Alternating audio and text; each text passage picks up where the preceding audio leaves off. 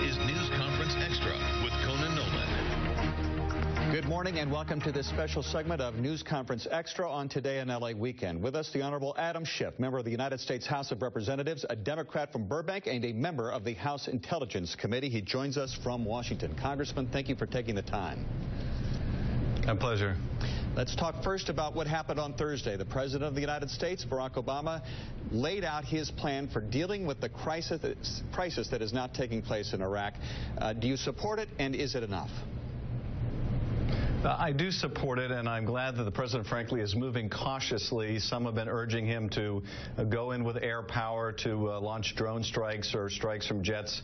I think that's very premature. We don't want to be drawn into what increasingly looks like a sectarian conflict between Sunni and Shia.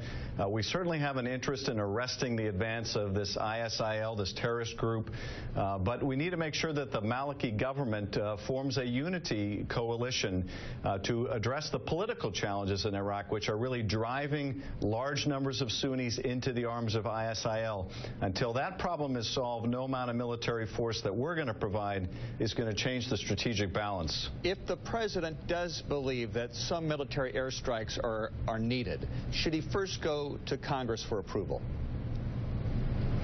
Well, I think he should certainly have consultations with Congress. It is probably a very difficult constitutional question about just what he can do without congressional approval here, because we're dealing, one, with a group, ISIL, which is not part of al-Qaeda. It's been excommunicated from al-Qaeda because it's too extreme even for al-Qaeda. At the same time, I think the Iraq authorization to use force is very antiquated and doesn't really apply to these circumstances. So there would have to be a very immediate threat to our national security for the President to rely on Article 2.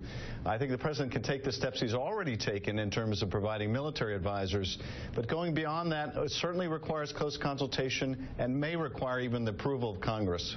Now, the public is no doubt war-weary when it comes to Iraq, but still there's a suggestion on the Hill and elsewhere that there needs to be an education effort because this does pose, in the eyes of so many, as a security threat to the United States domestically, does it not?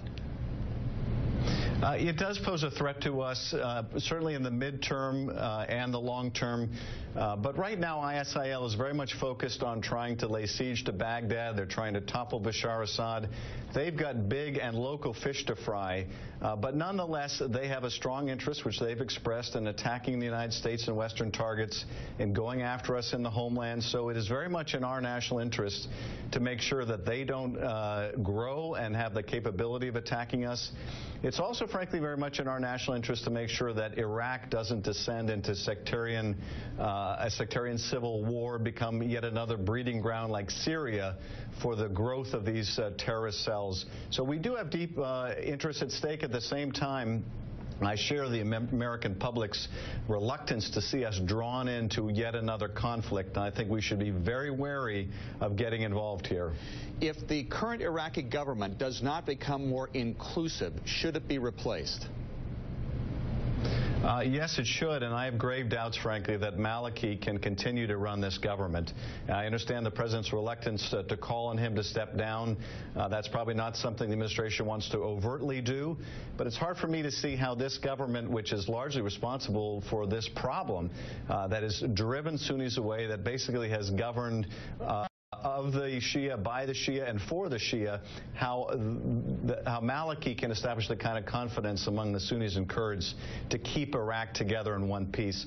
So I think ultimately he's going to have to go.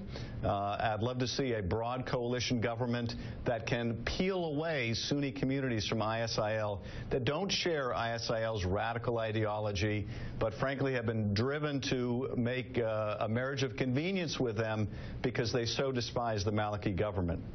Are we looking at the potential partition of Iraq the way that Joe Biden, when he was in the Senate, talked about?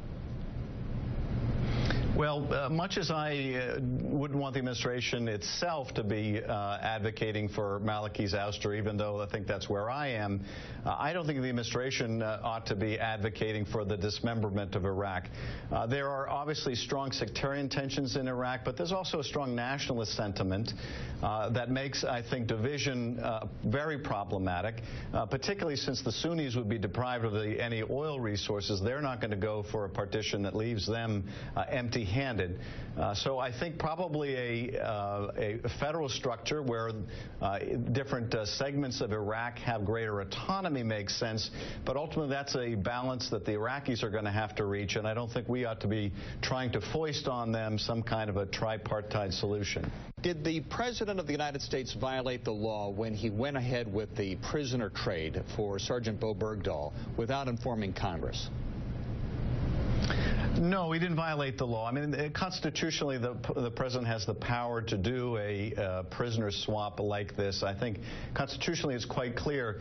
Whether it was wise to do so without consulting with Congress is another matter. May I interrupt? The chair of the Senate Intelligence Committee, Dianne Feinstein, she made it quite clear.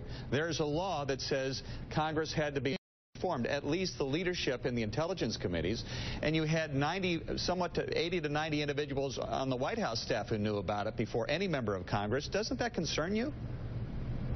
Oh, it does concern me, but here's where I would take issue. There is a statutory provision that required the president to consult with Congress, but we can't by statute override the power that the president has constitutionally. And I think constitutionally he had the power to do what he did. At the same time, I would agree with Senator Feinstein. He should have, even though not required by the Constitution, he should have, in the interest of comity between the two equal branches of government, come to the leadership in Congress, let the Congress know of what his intentions were, consult with Congress. That, I think, would have been very prudent to do. It should have been done. It was a mistake not to do, but not something that's a violation of the Constitution or the law, because, frankly, his Article 2 power trumps what we tried to write in that statute. And finally, Kevin McCarthy, Republican from Bakersfield, elevated to House Majority Leader. Just wondering what your relationship is. We're friends, and I think it's great news for California. We now have the Minority Leader and Majority Leader, both from the Golden State. So on the vast array of issues affecting California, which are completely nonpartisan in nature, it should be of great benefit to Californians.